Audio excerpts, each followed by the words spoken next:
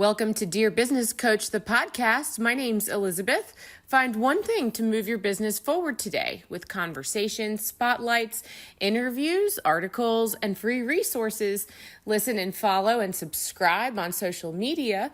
Dear Business Coach pages and groups. Dear Business Coach podcast. We're on Facebook, LinkedIn, Instagram, YouTube, and don't forget Spotify, Apple, iHeartRadio, Amazon Music, anywhere you listen to podcasts. All it takes sometimes is one little thing to move your business forward today. So we'll just get started talking. And, Scott, I talked to you in October. Welcome back to the Dear Business Coach podcast. How are you today? Thank you so much for having me, Elizabeth. I'm great. Good. Glad to Let be me here. turn up my volume here. And you know what? I would like to share with you and our listeners the article that I published about your last episode, because actually I haven't yet had a chance to do this. Because I talk about the magazine in advertising. So somewhere in this episode, there will be an ad about subscribing to get the magazine, the Dear Business Coach podcast magazine. And your episode aired October 30th, 2024. And then the article came out in the issue of the last quarter of 2024. And so let's see if I can pull up the page here, because that would be fun for me to revisit with you. So I was thinking about your article, but I actually didn't reread it today for that reason, because I wanted to see if I could read it with fresh eyes with you now. So this is fun for me. Great. Let's do it. Okay, so this is, and also to share with listeners and you and guests on the show, it shouldn't be a secret. There is a credits page and a credits link in all of the show notes.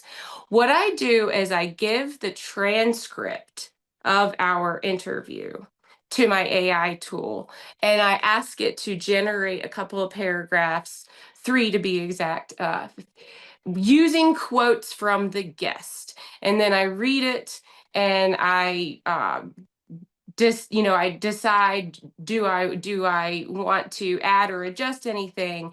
And a lot of the times what I find is, the tool actually gets it really, does a good job, because the goal is to use quotes from you. So that's the design of how the article is generated. And so here is what your article said from October 2024. When Scott Jacobson first heard about real estate investing from a mentor at Arthur Andersen, he never imagined he would become a pioneer in passive real estate investment. Quote, I discovered that I could essentially hire someone else to do all the work and still get almost the same financial returns, Jacobson explains. What began as purchasing his first rental property in 2002 has evolved into a sophisticated approach to real estate syndication through his company, Onward Equity, by creating opportunities for investors to own shares in larger commercial properties without the traditional headaches of property management. Jacobson also has democratized real estate investing for everyday individuals. Hey, listeners, don't forget to subscribe to email if you haven't already. Do this at dearbusinesscoachpodcast.com. And if you are a new subscriber, look for the magazine coming up. You can get a free download as a new subscriber. That's dearbusinesscoachpodcast.com. Thanks so much, and I hope you're having a fantastic day. Remember, you are a superstar. So this is the first paragraph. So as I'm listening to myself read this, I'm also thinking this will be interesting if you could tell me, if we got the article accurate or not. So beyond his financial innovations, Jacobson's entrepreneurial spirit extends into profound community service. In 2013, he and his wife founded the Sun Foundation, a nonprofit providing free lodging for adult cancer patients undergoing treatment in Indianapolis. Quote, we wanted to create a home away from home that reduces stress during an incredibly challenging time, he shares. Inspired by his wife's best friend's cancer diagnosis, the foundation has now provided over 9,000 nights of free accommodation, offering a critical support system for patients and their families during medical treatments. Jacobson's dual commitment to innovative investing and meaningful philanthropy represents a modern approach to business leadership. Through Onward Equity, he educates potential investors about alternative investment strategies, offering a free ebook and weekly educational emails. Quote, I really feel like an educated investor is the best type of investor, he notes. By transparently sharing projected returns and demystifying real estate investment, Jacobson is not just building a business, but creating opportunities for financial growth and community support. His journey demonstrates how personal passion, entrepreneurial spirit, and genuine compassion can intersect to create meaningful impact in both business and social spheres. End of article. So that I was like page it. 13. Good. I liked it too. And yeah, page 13, and that was quarter 4. So each quarter there's 2 magazine issues. So you get 6 articles per issue. And your photo is part of the cover. So good. I'm glad to hear you say you like it. Yeah. They do a pretty good job of summarizing. Well done.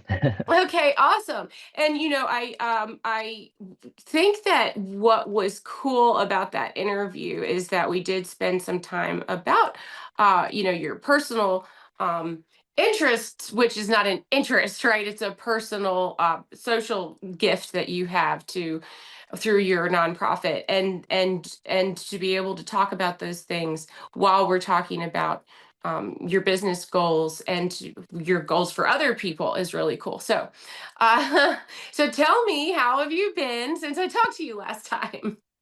I've been very good. Yeah, let's what is that count in the months? 6, 7 months, I guess, give or take. But a lot of things have happened on the personal side and on the business side. The world looks a little bit different than it did. Little certain things we don't know for sure, but no, things are good. We've had a couple from a business side of things. We've had a couple more asset purchases, so apartment properties that we've purchased that we've been very blessed to have. I think on each several dozen investors come alongside with us and help make it possible. So I'm excited about those because they're both doing well so far. I mean, it's early in the game, of course. One of them closed at the very end of October, probably about the time that the previous podcast was published, and the other one closed at the very end of January 2025. But we're making good progress there, and I'm really excited. And from the Sun Foundation side of things that you mentioned, the article referenced over 9,000 nights of lodging that we provided, and that kind of made me smile because now it doesn't seem like it was that long ago, but we're over 11,000 nights provided to our guests in the Sun House. So I think that's one of the coolest things that it's absolutely not all me. We have a lot of help. We've always had a lot of help from some awesome people to help make that possible. But being able to kind of offer that, and honestly, it's real estate that helped. My real estate investing is what helped us, not be too frightened about taking that step to open what we call the Sun House, the Sun Foundation House that serves cancer patients. So they're related, absolutely. It's kind of one side of what I do, and it helps um, hundreds and hundreds of people. I'm not sure what the total people is count from that have stayed at the Sun House, but man, 11,000 nights sounds like a lot of nights, anyways. Yeah, no, that's huge. I uh I think that one of the interesting things about what you just said is your business, or your yeah, your business has given you the opportunity to be able to do what you do with the Sun House and offer nights to folks who need it. So from my perspective, from my naive, undeveloped experience, I think building a business is the kind of thing that you do put other things aside in order to do. Oh, if you're an individual, for example, or a small group, maybe you're using your own equity or your own cash flow or your own risk, to build a business. And so you have, it sounds like, figured out or been fortunate in such that your business has been stable and growing, and you've been able to bring in investors so that that side of your uh, life, if you will, is moving in a direction that enables you to do what you do with the Sun House. And that might not have always made that. I don't know if that was the original vision or the original goal, if it just has worked out that way. But I know a lot of people listening, including myself, are thinking, about, wow, that what one day when my business is successful enough that I have the room to do some other projects like what you're doing with the Sun House. So do you think that, like, did you know that your business was going to grow and support? I don't remember exactly the timeline of, if the Sun House was something that happened along the way. Is I know it was because of your wife's friend, and that's not something you that, We didn't plan that's for not it, part of the certainly. plan, right? Right, of course. Yeah, but yeah, that's a interesting question, and I think the answer is that we didn't see it coming. Obviously, it certainly was never founding a not-for-profit charity was just being honest, it was never on our radar. The idea for it kind of fell in our lap because of very unfortunate circumstances that you mentioned. It was my wife's best friend who was diagnosed with cancer in 2012. But it was at that point, I think, decade of real estate investing experience that I'd had, that when we had this kind of crazy idea, hey, maybe to kind of support Tiffany and in honor of her, we can start this foundation and we can serve cancer patients. And when we had that idea, it wasn't quite as scary as it may have been for other people, because at that point, for 10 years or so, I had already been in the world of buying houses and letting other people stay in them. So the concept on a high level wasn't that scary. Now, what we didn't have any idea how to do was start a not-for-profit business and essentially host a hospitality house. So that had turnover, and then we had to communicate with the hospitals, and it was a whole lot of, hey, I don't know what's next, but let's try to figure out who knows what's next and talk to them. And then, all right, we're at this step. What do we need to do next? All right, let's figure out how to do that next step. So it started with an idea and kind of no idea how to do that, how to implement it. But like I said, we've been very blessed with a lot of awesome people that have helped us along the way, and been involved from the lawyer who helped us set up the Sun Foundation, the legal documents, to social workers that have embraced it to help kind of funnel or guide their patients to stay at our house. Certainly the board members that have helped kind of direct the ship, so to speak, for the last 13, 14 years of existence. It's just been, it's a blessing for us, and I'm very thankful that um, I do think we've been able to bless quite a few other people as well, by just giving them that kind of the port and storm, a free place to stay very close to the hospital so that they can focus on the more important things, which is, it's getting better, Yeah. not how to pay for it, not how to pay for a hotel and $40 to park downtown in the big city every night for a month, or I don't care who you are, those kind of expenses add up, so that we can take kind of one burden away from them so they can focus on what's more important. Then I feel like we're doing our job. Yes. Yes. Well, okay, so let's go ahead and talk about, while we're in the kind of the beginning middle of the interview. Right now, where can I find you, talk to you, email you? How do you want me to get in touch with you? So our company is called Onward Equity, and the best way to contact me is just go into our website, and the website is onward-equity.com. onward-equity.com. You alluded to, Elizabeth, earlier, the book that I wrote. It's something that I had a lot of fun writing, and it was really just a way for me to kind of put in words some of the successes and experiences that I've had for the past, 20 years or so by the time I wrote the book, and give I call it the top 10 reasons to be a passive real estate investor. So I mentioned that because if someone visits the website, you'll see there's a pop-up that asks, would you like a copy of this book? And it's something that's, it's an ebook, meaning we can email you a link to access it. But I humbly believe it does a good job of kind of explaining what this even looks like to invest passively in someone else's real estate project. And I think there's a lot of people that have no idea that this kind of opportunity or way to invest, call it an alternative asset class.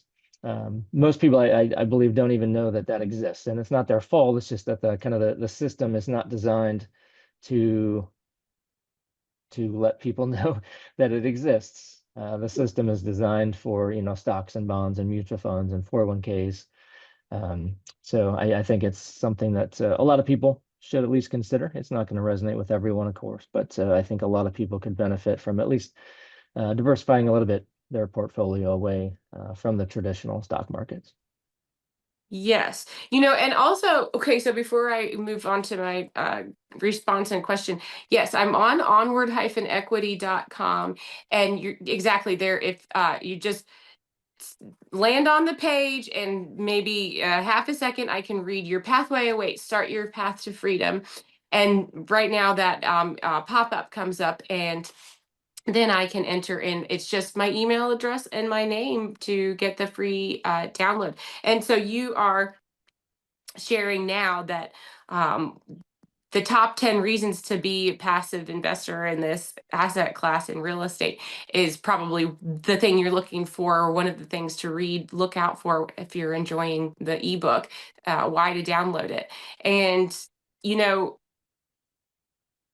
the term alternative asset class, that didn't, I heard you say that before. I remember you, um, giving me the 101 last time we spoke, sort of about kind of what that is, and I told you one or two things about, me personally. I'm happy to share. And I also think I'm, not in a terribly uncommon position where, as an investor, I am looking at the traditional, as you say, stocks, bonds, 401k um, path, as well as real estate. And one of the things my mom said to me, we also, I also shared with you last time, she passed away from cancer, and about the Mm. same time period your wife's friend did, diagnosis wise. And she told me, I want she her wish for me was to invest in real estate. And so one Mhm. of the first things that I did was buy a rental home, right? So I currently own a rental home. So it's a single family house that is purchased as a rental property.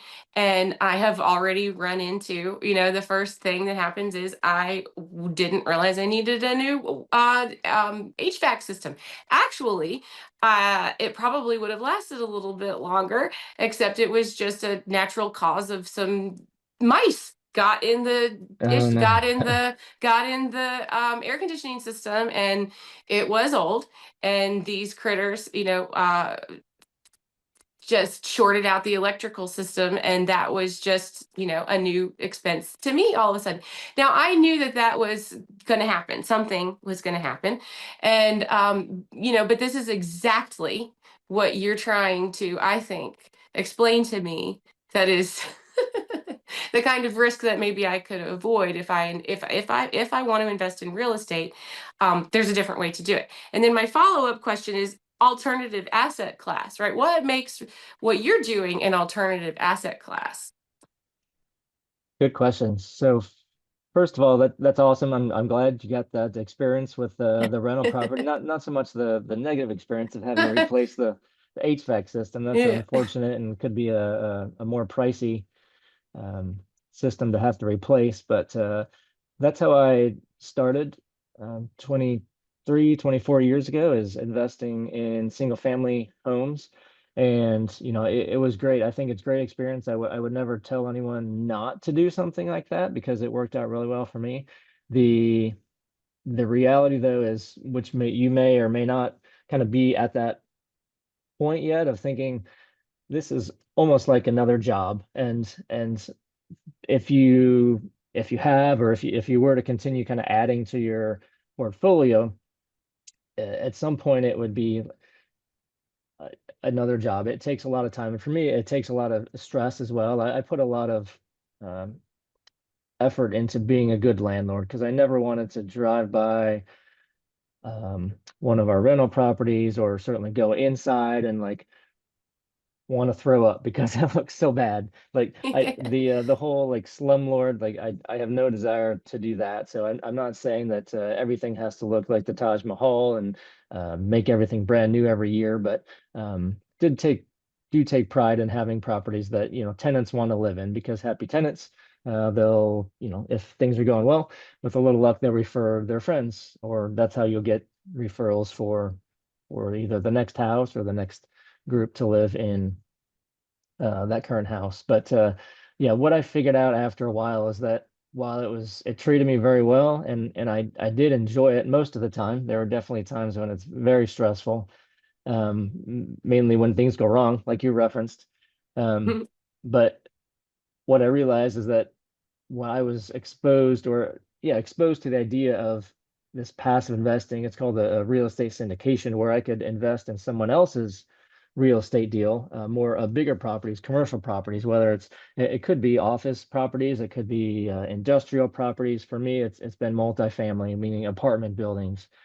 And when I realized I can invest in someone else's deal, investment opportunity, to where I no longer had it to be the one that was getting calls when mice chewed through the electrical system of your HVAC system, or a storm came and water got in the basement, or blew a tree onto the roof. Whatever these things are, they happen because it's real life. These things happen. But it's like, maybe I could diversify away from the work that I have to do, still be in real estate because I love real estate. I did that and I still do as a investment class, but I could do away with kind of what's the tenants, the toilets, and the trash of me having to deal with those things. I could let someone else do that. So that is where I am now. I've invested as a limited partner in um, quite a few times into other people's deals, and then now the last 4 or 5 years been focusing on also myself being on the general partnership side, which is the team that does do all the work. And then we invite limited partners to come along and join us. So um, as an asset class, you were asking about kind of the alternative, maybe the terminology of alternative investments. And I think I'm not sure who came up with that term, to be honest. I think maybe it's what I was referencing earlier, kind of the system of the standard that we all know, the market, the equities market, stocks and bonds and mutual funds. We all know we can invest through our IRA and through our 401k, hopefully if we're an employer that offers that. But I think kind of everything outside of those systems, or that world is kind of just given the moniker alternative investment. And I think for some people, maybe that sounds risky. Oh, that's an alternative investment. That must be risky. I don't want to lose my money, so I'm going to stay away from that. Well, I in my mind, it's, you know, I don't tell anyone I invest in the stock market as well. I don't tell anyone not to do that, but I think it's a little bit short-sighted, and maybe foolish to think that the stock market always goes up because we all know that it doesn't. So I think it's a wise move for all of us to consider diversifying a little bit away from that. Let's not put all of our eggs into the stock market basket, because the wrong person in Europe can say the wrong thing on a Tuesday, and by Wednesday, our Nike stock is down 2% or whatever. And like, hey, what just happened? I have no control over that. So real estate, real estate, cryptocurrency, if you're into that, gold and silver, precious metals, like those are kind of the examples of the alternative investments, and I think they can be a fantastic addition to someone looking to kind of diversify their investment portfolio. And again, we try to make it easy for somebody. We provide, of course, it's real life. Nothing is guaranteed. Most things in life are not guaranteed, and including the investments that we offer. But we spend a lot of time trying to kind of vet what are good opportunities and what are not great opportunities. And we do that trying to be realistic and conservative in terms of, what is this really going to do for our investors, or what could it do? Because we are investors as well. We put our own money in every deal as well. So our interests are aligned. If we win, you win, and if something happens and um, we fall in tough times and times are tough, you're going to know, our investors are going to know that we're very motivated to fix that as soon as possible because that's our investment dollars at risk, just like yours are. So I'm not sure if that Mhm. answered your question fully, Elizabeth, but feel free to follow up if you need. Yeah. Well, I mean, I could, do you have like 5 more minutes? Because we're Certainly, at the end of our 30 minutes already. Do you have like 5 more minutes? of course. Okay. Yeah, I know that you have people to help to go on about your day. And I was list while you were talking, I was pulling up the my screen went dark, so I pulled up the magazine article again, and exactly what you were saying, or similar to what you were saying about we want to communicate that there are risks, but also just because it's called an alternative asset class doesn't mean that I can't also show you how you're also getting protection or other risks are minimized, like you just said, the way that a stock market or a particular even one stock will change overnight because of just opinions and feelings, and that is the way that it works. um, they teach you that in the textbook in general good old fashioned business courses, right? Is that's the nature of the game. So Certainly. yes, the reason why I asked about the word alternative asset, the phrase alternative asset class, is exactly that, because you said, admittedly, I'm not exactly sure who came up with that term. However, to explore what that term means, yes, it's not. We're doing something just separate from your traditional contributing to an IRA 401k, which is the equity market. And I'm just maybe just for fun, I'm just sharing with you out loud. Yes, my thought process is, why are those the things that are considered traditional or safe? Because they are, as you said, perfectly valid investment vehicles, and yet, why are we maybe educated in a way that makes it feel that those classes of assets or those classes of investments are where we're supposed to go first, and where we're supposed to go invest in the most. And so to educate yourself on the actual risks and benefits is what I hear from you. And so back to, why did I look at this article again while you were talking? Because you did share that specifically, the last conversation we had, is that you specifically wanted to highlight that you're interested in sharing transparent numbers. And that's part of what I think you do on a regular basis, is share with your investors and people that may be looking at investing with you, is, well, this is how I actually share the numbers with you on a regular basis of the true profits and the in what is the market doing. So tell me really in short here, before I take up the rest of your day, how do you do that? If I'm an investor with you, how do I get to see those transparent numbers?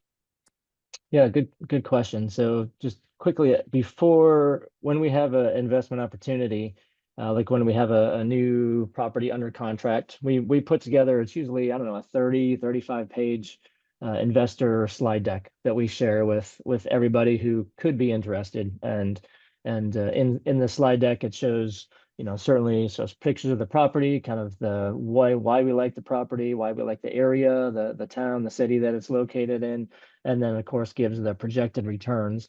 And then for those who choose to come along with us and partner up as investors, after it closes, when we own the property, then generally on a monthly basis, we send out a say a one or two, 3 page max newsletter or just update about here's what's going on this month for your investment. And we tell kind of what how we're implementing the business plan, how we're if we're renovating some units or doing some replacing roofs or replacing windows, improving the landscape, that type of thing. And then we always give a numbers update as well. Here's kind of what our revenues have been. Here's our expenses are trending, and here's you know here's we you mentioned earlier an educated investor is the best kind of investor. So we want to make sure that they're well aware of what their investment is doing, whether it's good or whether it's struggling. We want them to know, because we don't ever want someone to say, hey, you're to think that we're not performing up to our best on their behalf. So yeah, that's the short answer. We send out monthly newsletters, and then on a quarterly basis, we try to dive a little bit deeper into the numbers and provide a little bit more substantial, not necessarily line by line from the financial statements, but just give more depth and color to why the numbers are what they are, and then of course what our plan is to go forward as well, how to keep improving them. Mhm.